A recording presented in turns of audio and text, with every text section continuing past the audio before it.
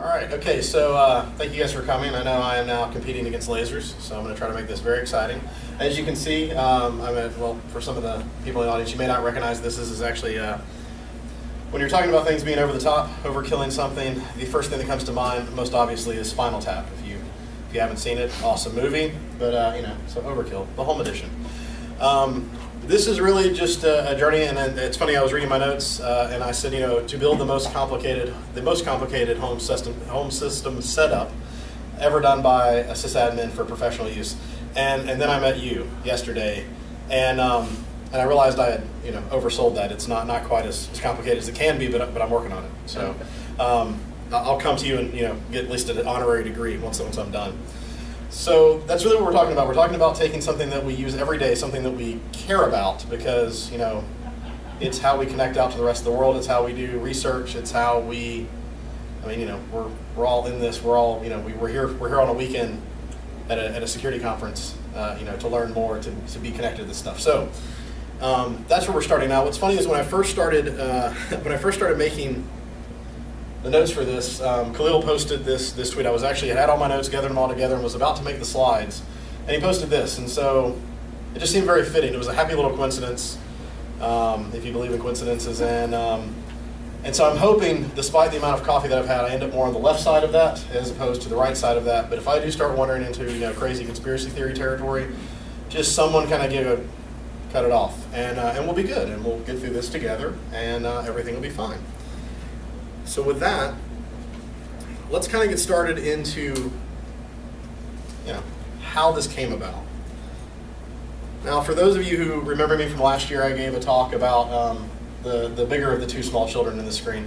My daughter, and how she was basically teaching me to be a better social engineer or detecting social engineering attacks. So obviously the first thing that we think about is being sysadmins, and especially when you're talking about your home network, is you have family. You have people that are in your house, whether they are, you know, friends, family, roommates, whatever. And they're there. And so to give you guys a little background about myself, I was a sysadmin for about 10 years before I truly went over to the dark side and became a programmer and you know, building all the things that make sysadmins angry outside of users. And so I remember in the 10 years of being a sysadmin, I had encountered what I thought was every type of user. So before we get into this network, I'm going to tell you a story about family and how family differs when you're dealing with them and users, and the reason why you want to have like a good change window system if you're going to fix something on the network, or in my case, play with DNS, because, you know, the first thing to break on any network is DNS, and if something's broken on the network, it's DNS. Even when it's not DNS, you'll find out it's still DNS somehow. It's really the magical protocol. So my daughter is watching her videos like she normally does at night. She's got her iPad, and I'm over there playing around with DNS crypt, because, you know, cool technology.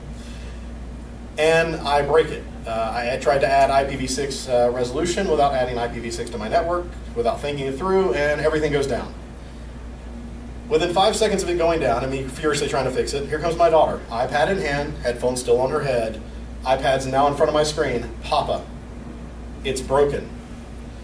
I know I'm trying to fix it, but my videos don't work.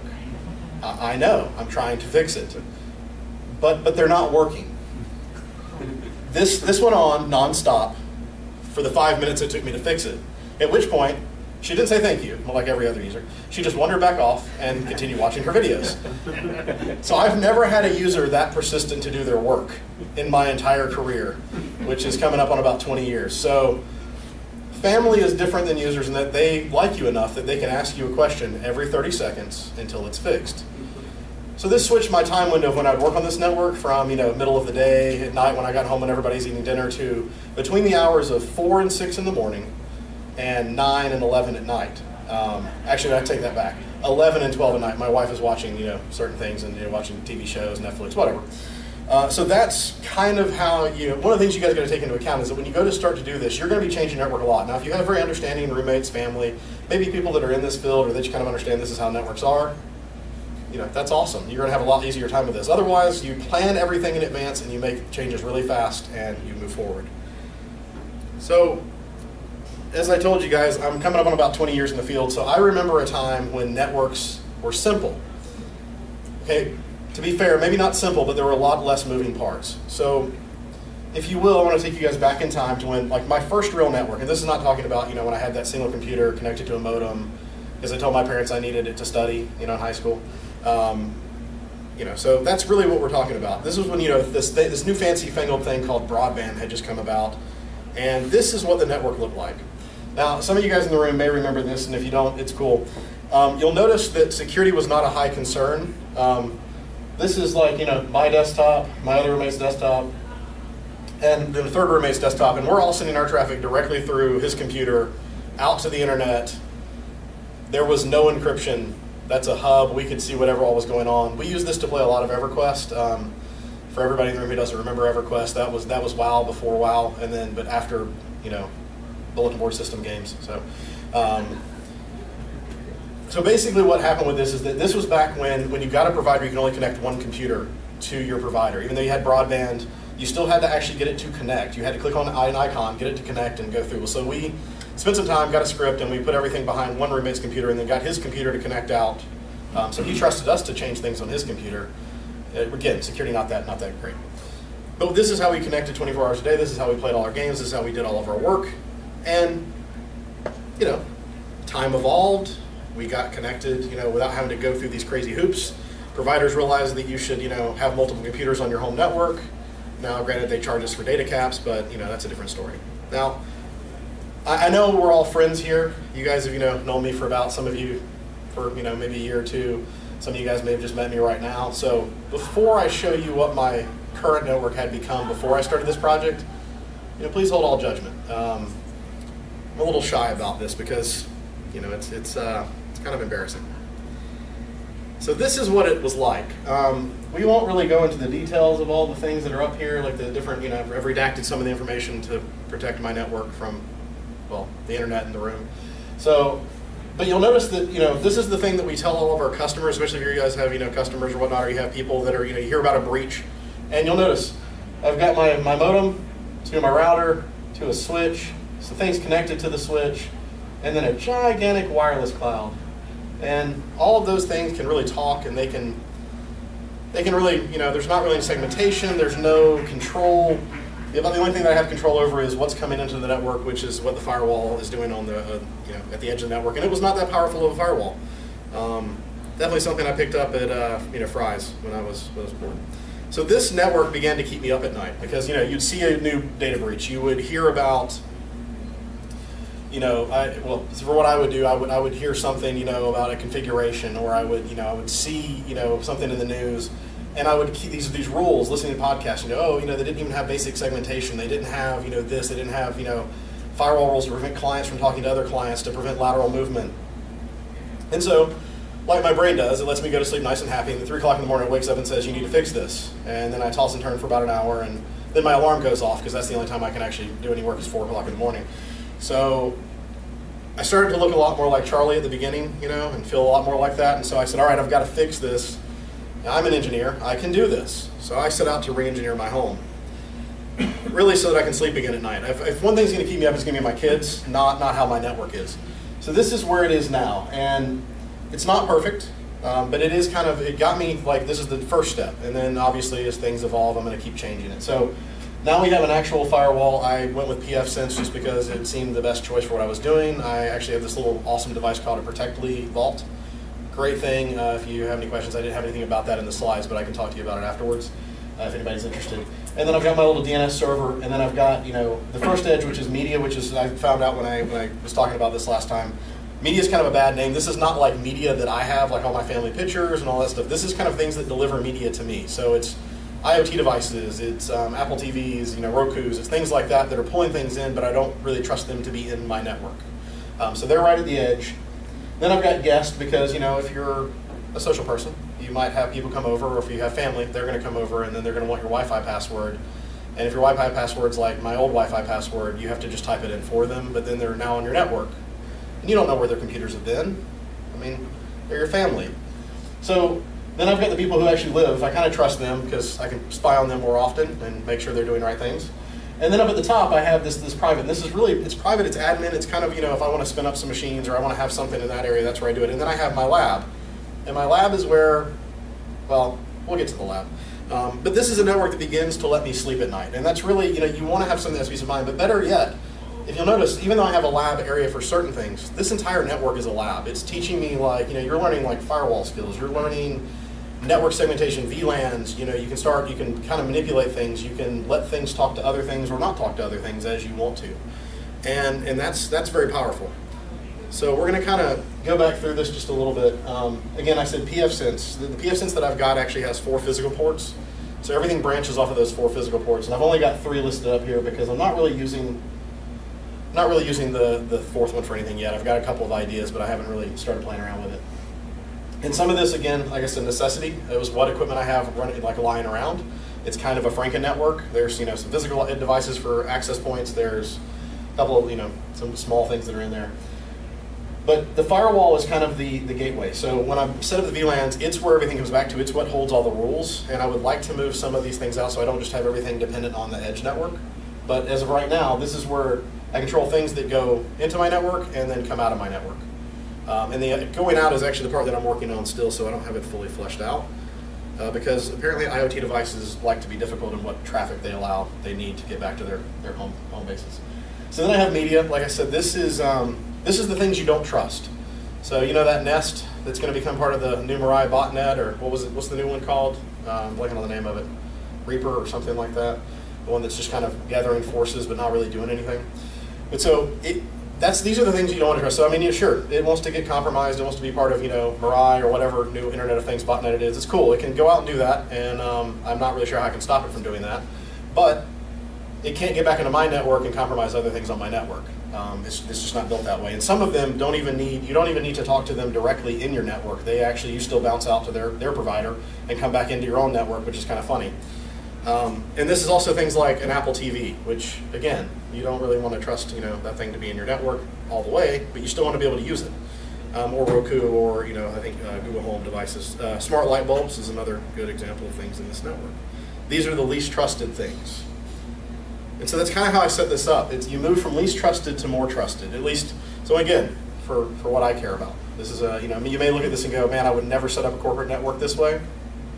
That's awesome, because neither would I. But this is how I kind of protect the things that are most important to me, or most sensitive to me, which is really what we're talking about when we start segmenting. Now, we move in where we get to guest. Again, I can already mention this. The guest, these are the people that come into your house. They bring random devices into your house.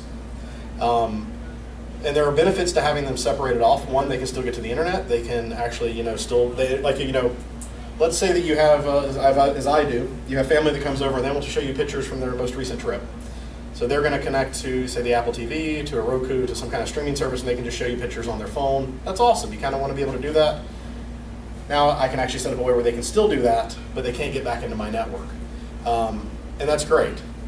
So, and then the other thing you can do with this is, let's say you have people that come over regularly. They're not really people who live in your house, but they come over regularly enough that you want to know that they're, when they're there, you can give them DHCP reservations in their own VLAN.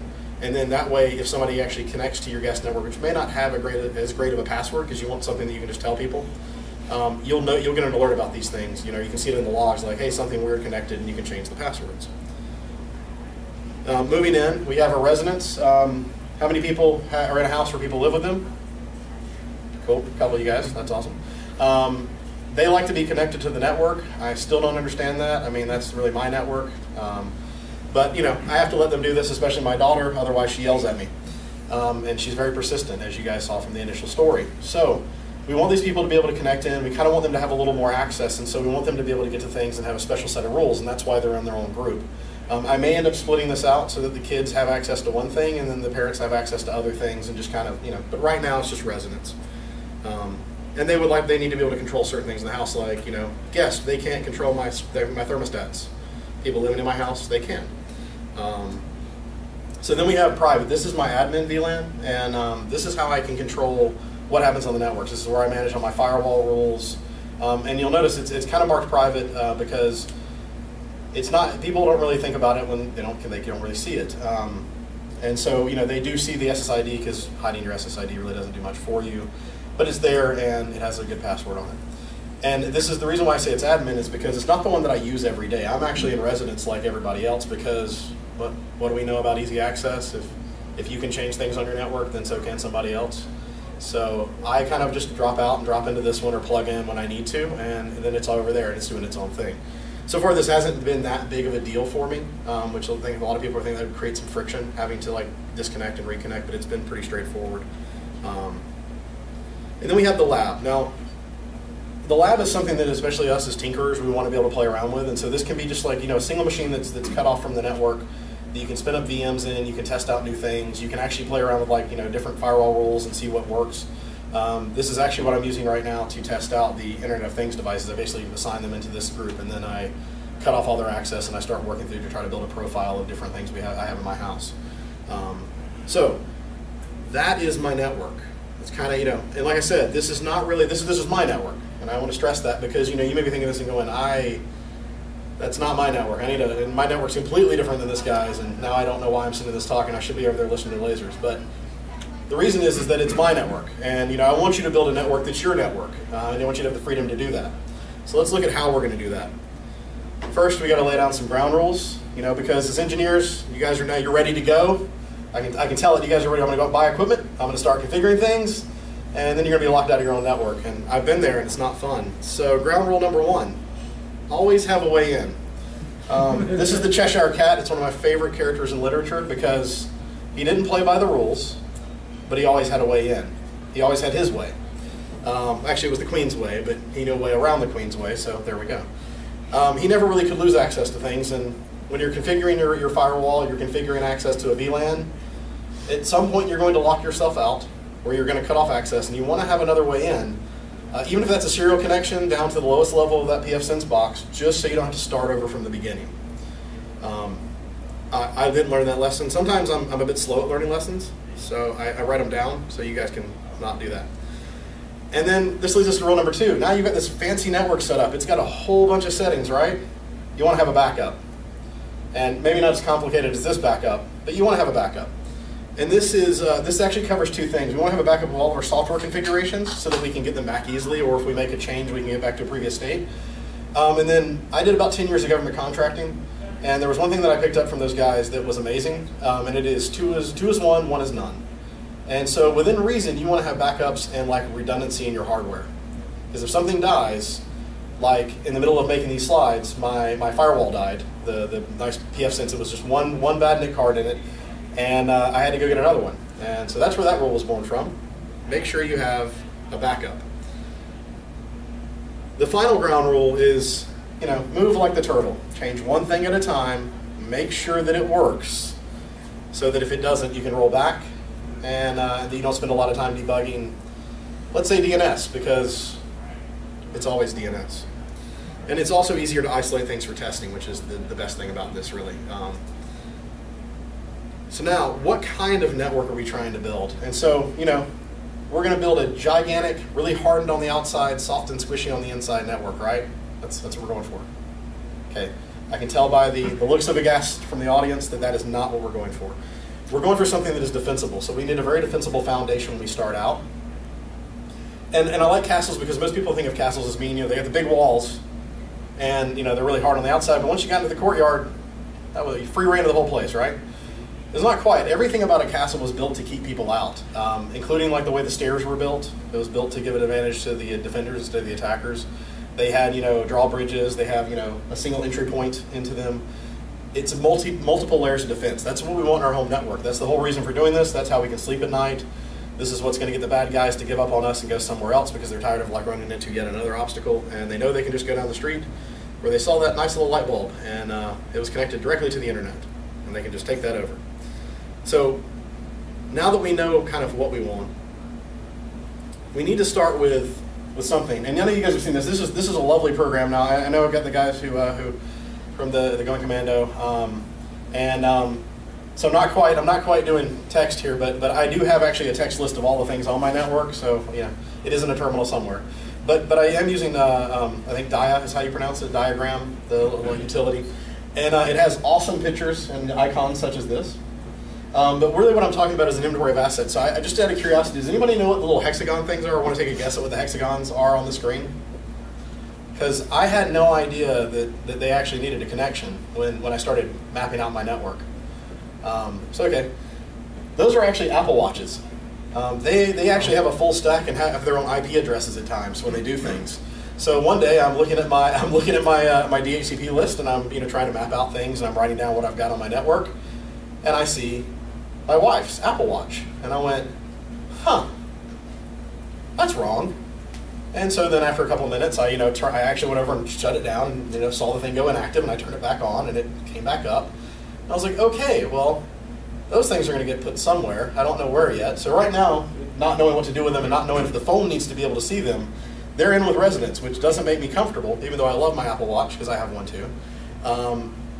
But it brings up a lot of questions. You want to know what's on your network, and you think with a home network, most of you guys can probably think in your head, okay, I've got all these devices, but are there any devices like that in your network that you don't know about? Little things that kind of pop up. Maybe somebody brings in, a new tablet or a new computer or something that they're playing around with, and it's there. And how stable is your network? Do you have a lot of people that are coming over visiting, that are coming in and out of your network that and that? So you want to start with documentation, which is the most boring thing I can say to a room full of engineers, but is the most helpful thing even when you're starting with your home network. And unfortunately, that's the way it is. So the next thing is you want to think about what's important to you. So I included this because that is 29 locks on the two French doors. It looks awesome. I'm not really sure how secure it is, but it looks awesome. So what's important to you? What are the critical systems and information that you have in your home network? This is something we tell to customers all the time. Not me, they don't let me talk to customers, but people who do talk to customers, this is what they tell them. I told you guys, I'm a programmer. They let me out for this, and then they put me back in my little room, and that's it.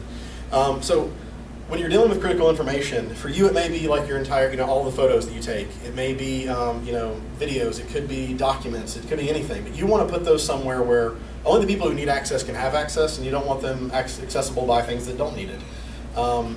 This is how you get a good night's sleep. Your information is somewhere where it's, buried in a concrete box. It's underneath, barbed wire and whatnot. And that's what you want. And finally, like I said before, you got to do the paperwork. It's unfortunate. We can never escape paperwork. There's always paperwork, even in your home network nowadays. So let's say that we have that. We have our network diagrams. We have our spreadsheets. We've got all the things that we need. Now we get into the actual meat of the work. And I know it's taken us a while to get here, but this is what I'm saying. We've got to lay a good foundation. The foundation actually starts with the paperwork.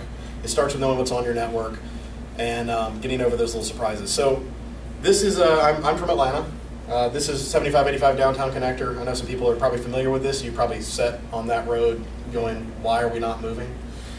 So you got to think about traffic flow, because after you get done with what's important in your network, you want to make sure that you know how the traffic's going to get to it or be blocked from it. So that's talking about physical and virtual network segmentation. We're talking about setting up firewall rules. We're talking about setting up control points. Something as simple as DNS, making sure that DNS requests can only go to one machine. It's all the things that we think of as being good practices. So I keep coming back to DNS, and it's because every time I've had a network problem, it's been DNS. I have a love-hate relationship with DNS. I think we could just memorize numbers. It would be a lot easier. Some of you guys agree with me. That's awesome. But so, like I said before, it's DNS. It's always DNS. I thought DNS was simple, and then I met somebody who was an expert in DNS, and now I know why it's always DNS. It's a miracle that the network works. So what I have is actually this little Raspberry Pi. It's running Pi-hole. Great. I actually like Pi-hole quite a bit. It simplifies a lot of things. When you're dealing with your home network, you want things to be simple because you don't want to create a second job for yourself. We already have awesome jobs. We don't want to do that when we get home. So you want something that works once you set it up. You want something that you can play around with that doesn't burn you out.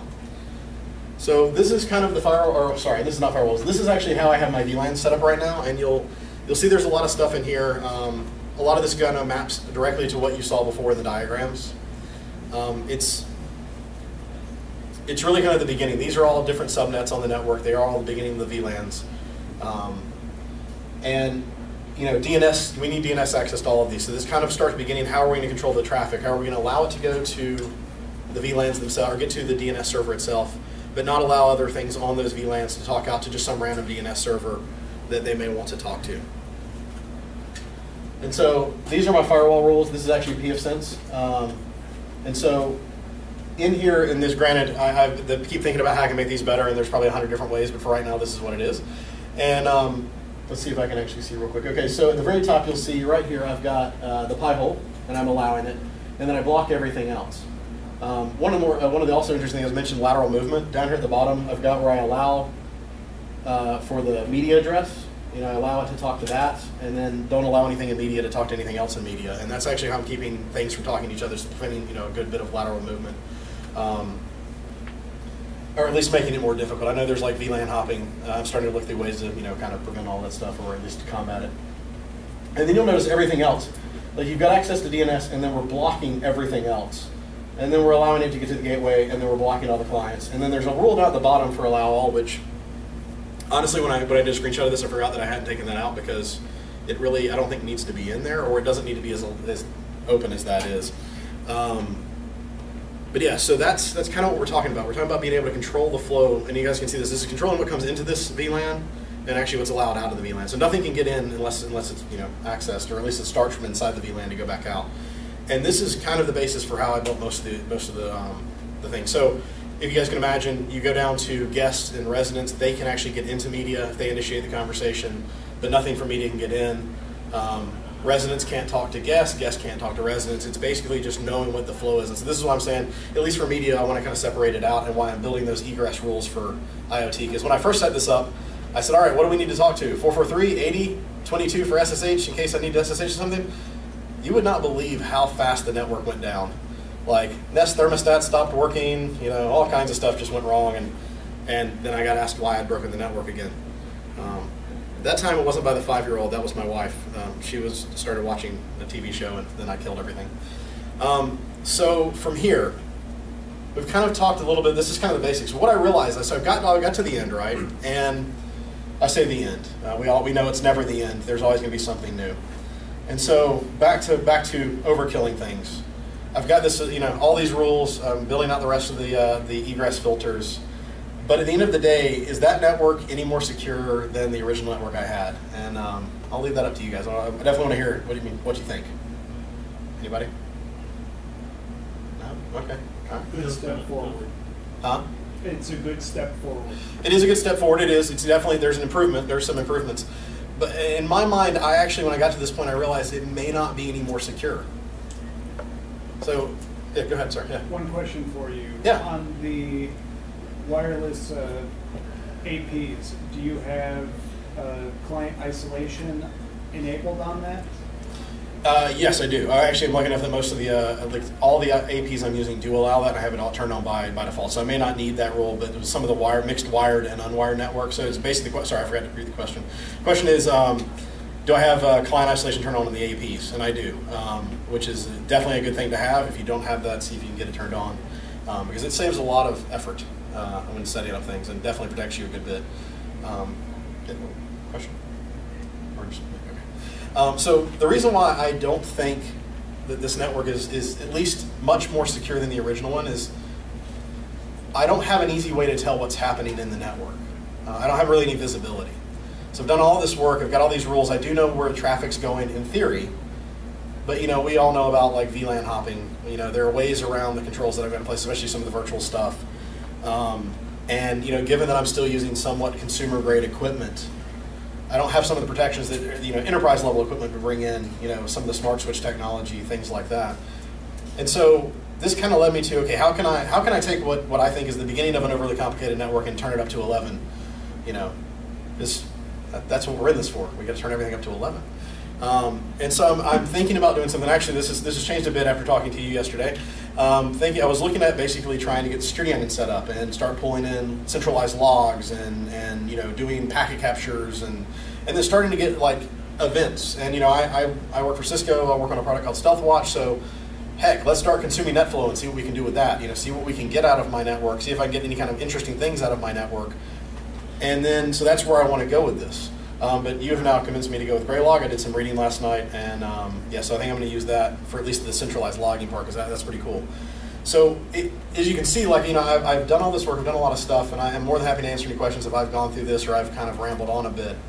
But there's never a point where you're done, and I think that's the important part. And so you may be thinking, okay, man, this guy did all of this stuff. He's built out this kind of crazy network. And I don't even know where to begin. Well, that's the easy part, actually. Just if you saw something that kind of looked cool, like, hey, I've never played around with VLANs, just go in and find something, find the piece of equipment that you need or the software that you need, and kind of set it up, even if it's virtually. play around with the technology. A lot of this stuff I actually broke many times while working on it. I will recommend, these books helped a lot. I have a background mainly in Linux, so the Linux firewalls was a great one, just kind of understanding how Linux firewalls work. The book of PF is actually a little bit different in the way that the PF rules, BSD, that packet filter actually works and how the rules are based. And then this is just a great book, which is kind of what I'm getting into now, which is the actual network security monitoring stuff.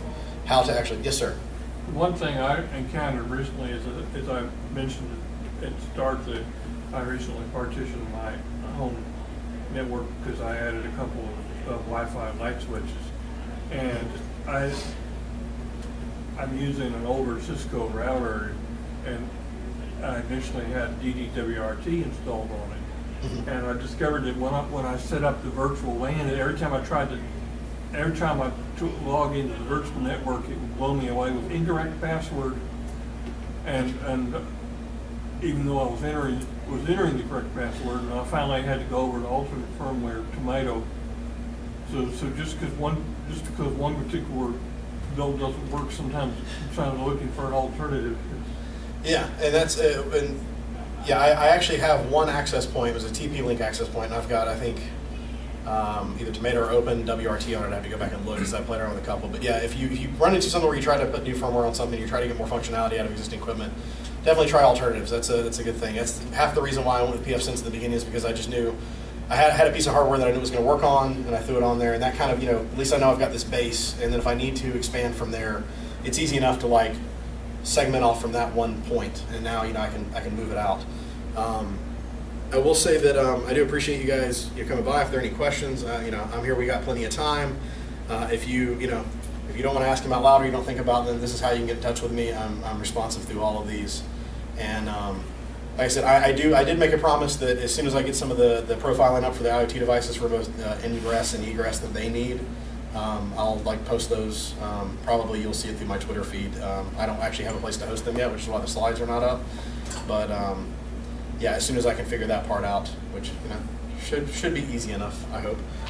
Worst case, I'll just throw it up into a random web page. Put it on Pastebin. Everything's on Pastebin. You guys will find it. But yeah, so definitely thank you for coming, and I'll be quiet now if there are any questions. Yes, sir. Part of the question, but I think we have the same little hardware device. I purchased actually two of them because I wanted to do high availability and stuff. Yeah. Found I really couldn't do it at home because I didn't have to hit aggressives and some of the setup didn't work right. But the snort plugin for PFSense, all the rules enabled. I have that going over to OSIM, which is Alien Vault. It's kind of like the one you mentioned. Greylog or Open Security Onion. Sorry. Yeah, like Security Onion. But that was pretty cool because I can see everything that's happening on my network. But the rules enabled clear text passwords, for example, people on the HTTP stuff. Yeah. And all my IoT devices that are on the server VLAN, they're always homing home to whatever. Yeah. Yeah. They're definitely talking to somebody. I know some of my stuff is talking, to things that I still haven't quite identified, and for some reason at least the echo keeps communicating out over one random port that I haven't been able to pin down. I mean, it pops up, and it seems to be at least what I'm seeing is ephemeral, and I haven't been able to look at it long enough to find where it's going, or had something attached to it yet long enough to find where it's going. But yeah, so definitely doing something. And that's actually particularly the Vault piece of equipment. Like I said, I had everything plugged in, and then I spent about 8 hours debugging what was a hardware port. But I will say that the guys who build that equipment replaced it really quick, no question. So that was I'm definitely not knocking them. We all have things that fail, but they did a really good job. So I do not get paid to say that. That is just equipment that I use. But yeah, so it's actually that's awesome. And like I said, I get more ideas when I talk to people about this, and I kind of talk about the network, and I find new things to do. So. But anyway, I appreciate you guys staying. If you think of anything, come find me. I'll definitely be around, and thanks for listening.